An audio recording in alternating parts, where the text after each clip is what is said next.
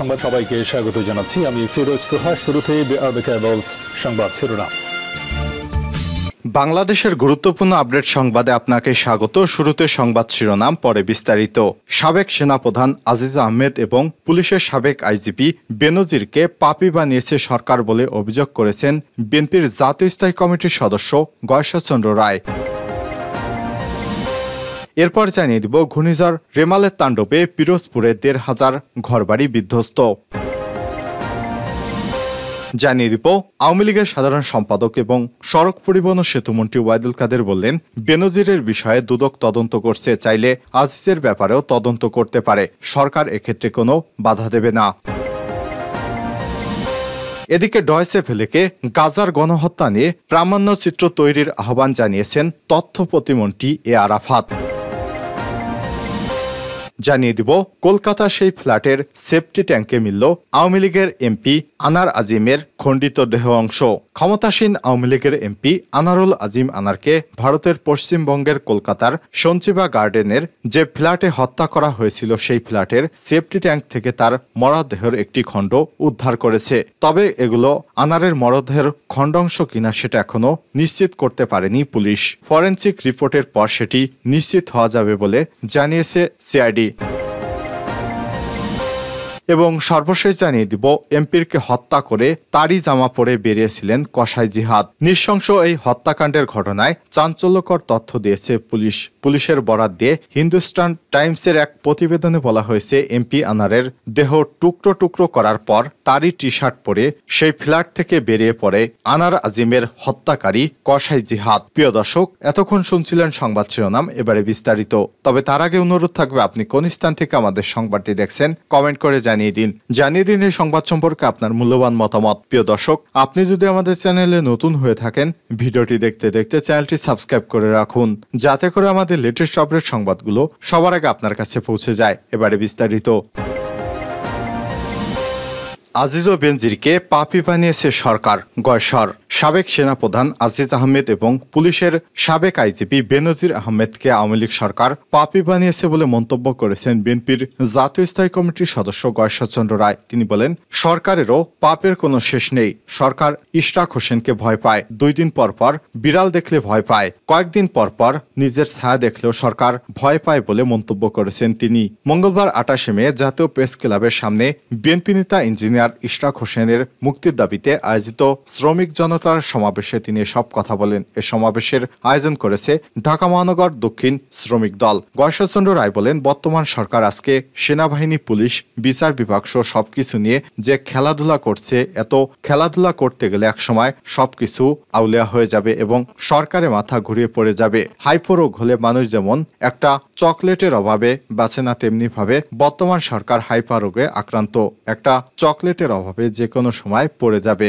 Police প্রধান বেনজির আহমেদ এবং সেনাপ্রধান আজিজ তো একটা চিহ্ন মাত্র, এরকম চিহ্ন আরো আওয়ামী লীগে অহরহ আছে বলে জানিয়েছেন তিনি বলেন, পুলিশ প্রধান বেনজির এবং সেনাপ্রধান আজিজ তো একা পাপী নয়, এদেরকে পাপী বানিয়েছে আওয়ামী লীগ সরকার। তিনি আরো বলেন, বাংলাদেশে যে রিজার্ভ চুরি হয়েছে সেটি আদায় করার ইচ্ছা সরকারে নেই। নিশ্চয়ই সরকারের নিজস্ব লোকজন এর সঙ্গে জড়িত, না হলে সরকার চুপচাপ আছে কেন?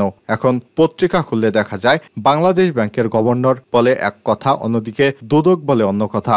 বিএনপি সিনিয়র এ নেতা আরো বলেন, বেনজিরের সম্পত্তি জব্দ করা হয়েছে, কিন্তু তাকে গ্রেপ্তার করা হচ্ছে না কেন? তার স্ত্রী মেয়েকে কেন গ্রেপ্তার করা হচ্ছে না? অপরদিকে বিএনপির নেতাদেরকে মামলা দিয়েই গ্রেপ্তার করা হয়।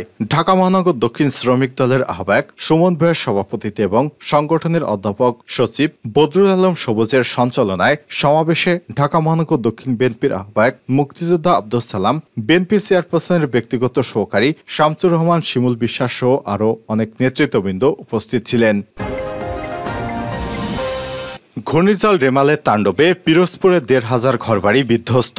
ঘূর্ণিঝড় রেমাল ব্যাপক বিধ্বস্ত চালিয়েছে। ঘূর্ণিঝড় রেমালের তাণ্ডবে পিরোজপুরে 5 জনের প্রাণহানির খবর পাওয়া গেছে। এর পাশাপাশি জেলায় প্রায় ১,৫০০ ঘরবাড়ি বিধ্বস্ত হয়েছে। মঙ্গলবার পিরোজপুর জেলা প্রশাসক মোহাম্মদ জাহেদুর রহমান এসব তথ্য নিশ্চিত করেছেন। নিহতরা হলেন ডান্ডারিয়া উপজেলার গৌরীপুর ইউনিয়ন মোহাম্মদ জাকির হোসেন ৫৫, তেলিখালী ইউনিয়ন মাজেদা বেগম এবং ভান্ডারিয়া পৌরসভা এলাকার দিহান ৩, ইন্দুরকান্দি উপজেলায় চানবরু বেগম ৭৫ এবং সদর উপজেলার ঝাটকাঠি এলাকার মোহাম্মদ হাসান। তিনি বলেন, নিহতদের মধ্যে জাকির মাজেদা এবং চানবরু গাছচাপা এবং দিহান এবং হাসান পানিতে ডুবে মারা গেছেন।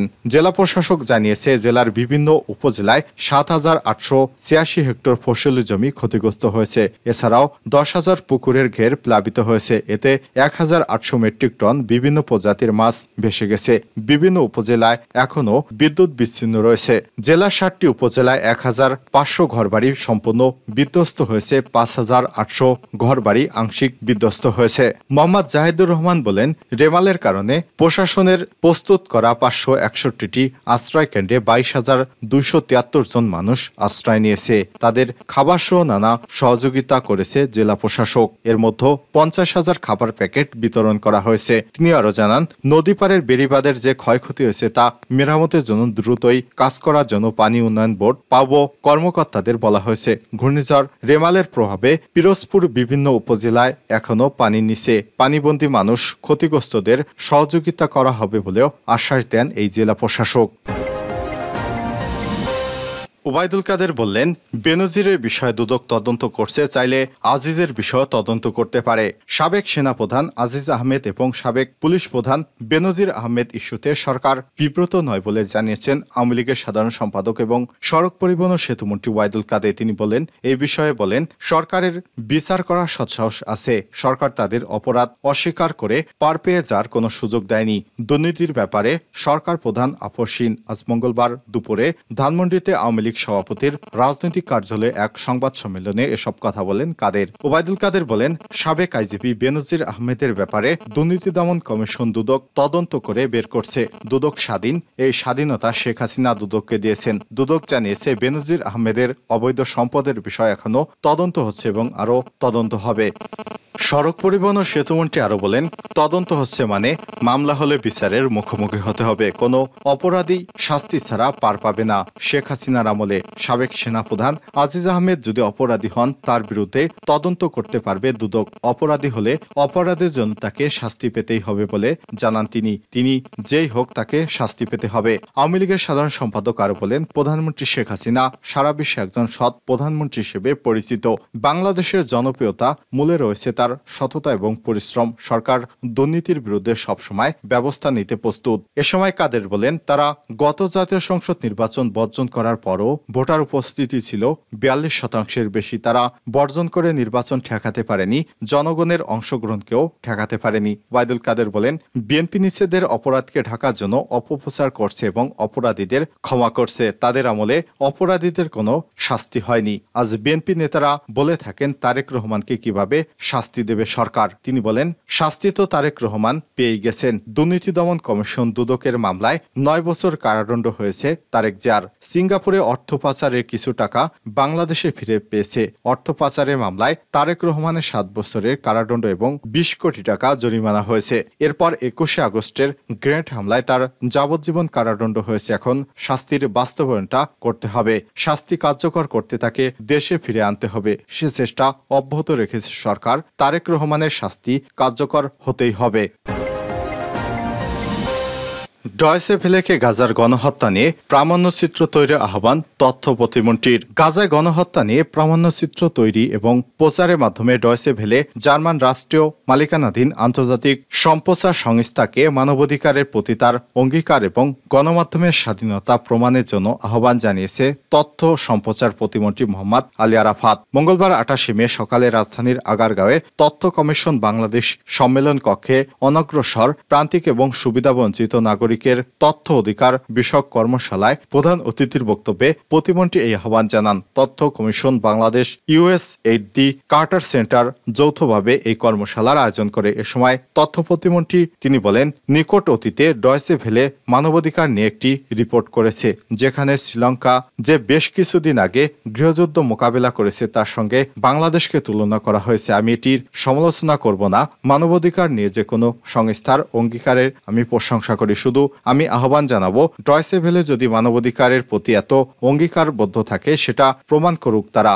গাজাতে মানবাধিকার যে লঙ্ঘন হচ্ছে, গণহত্যা হচ্ছে, সেটার উপর একটি প্রামাণ্য চিত্র তারা বানিয়ে দিক। তার মাধ্যমে মানবাধিকারের প্রতি তাদের অঙ্গীকার প্রমাণ করুক এবং একই সঙ্গে তাদের গণমাধ্যমের স্বাধীনতা কতটুকু আছে সেটুকু তারা প্রমাণ করুক। আর যদি সেটা তারা করতে না পারে তাহলে আমরা কানে ধরে নেব ডয়চে ভেলের প্রামাণ্য চিত্র একটি উদ্দেশ্য প্রণোদিত প্রামাণ্য চিত্র হয়েছে। একটা বিশেষ মহল বাংলাদেশ বিরোধী ষড়যন্ত্রের অংশ হিসেবে এটি করেছে, যারা প্রকৃত অর্থে বাংলাদেশের প্রান্তিক জনগোষ্ঠীর জীবনের সমস্যা এবং তাদের উন্নয়ন নিয়ে কথা বলে না। দেশের বাংলাদেশকে পৃথিবীর সামনে খাটো করে যেখানে যে দেখানো হয়েছে অপচেষ্টা করে তার অংশ হিসেবে এই প্রামাণ্য চিত্র বলেও অভিযোগ করেন তথ্য প্রতিমন্ত্রী এ আরাফাত।